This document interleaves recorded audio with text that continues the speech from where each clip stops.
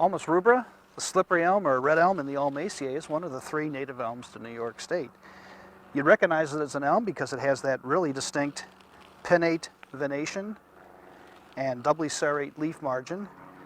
But something you'd also notice is that the leaves are very large. Of the 3 elms that are native to New York, these are the largest of all the elm leaves.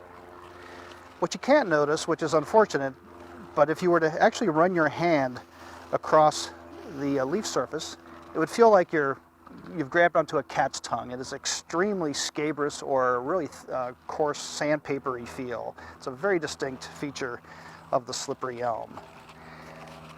Another feature about slippery elm, which is not apparent yet because it's early in the growing season, is those buds develop along the shoots.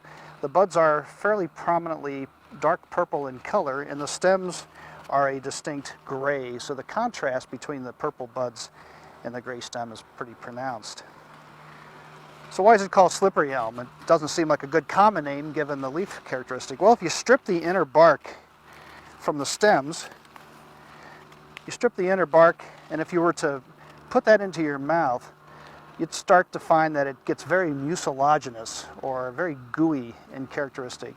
And so typically the inner bark of red elm or slippery elm is ground up and it's made into throat lozenges and other materials that provide a very nice soothing effect on a sore throat.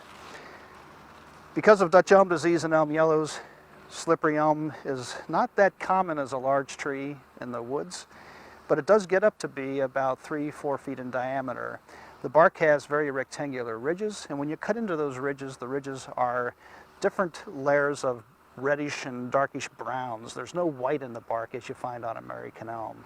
So American elm, the rock elm, and the slippery elm are all 3 native to New York, and none are as common as they used to be because of disease. Ulmus rubra, the slippery or red elm.